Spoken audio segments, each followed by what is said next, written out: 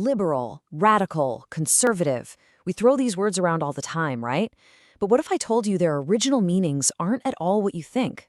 Today, we're going to go way back, kind of like digging into the original source code of modern politics to find out where these powerful ideas really came from. Okay, let's get into it. So where did it all start?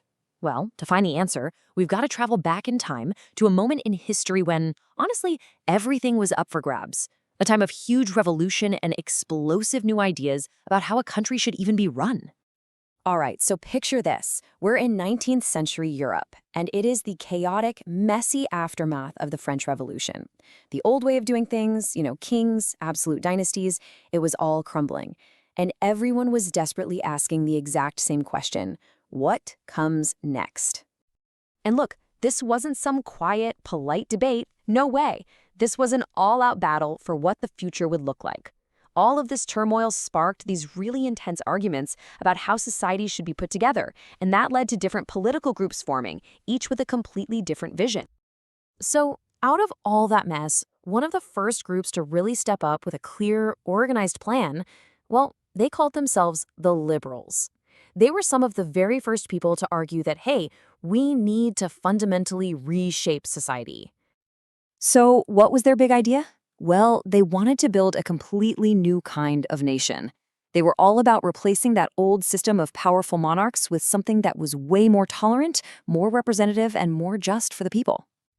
And you've got to understand, the liberals weren't just talking about a few small tweaks here and there. They really did want to change society from the ground up.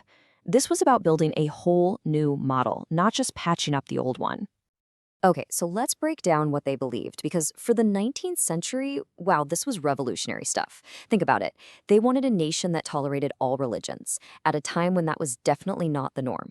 They demanded that individual rights be protected from the government, and they argued for an elected parliament and a judiciary that was actually independent.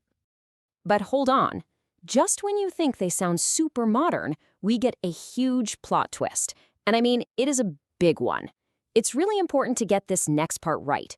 These original liberals, they were absolutely not Democrats in the way we think of the word today. So what does that mean, exactly? It means they did not believe in what's called universal adult franchise. The basic idea that every single citizen should have the right to vote. Nope. They were convinced that only men with property should get a say. And as for women voting, they were completely against it. Well, that pretty limited view left a huge opening for our next group, the radicals. The radicals basically looked at the liberals' plan and said, you've got to be kidding me. That is not nearly enough. They wanted a much deeper, more fundamental change. The core of radicalism was actually a really simple but incredibly powerful idea.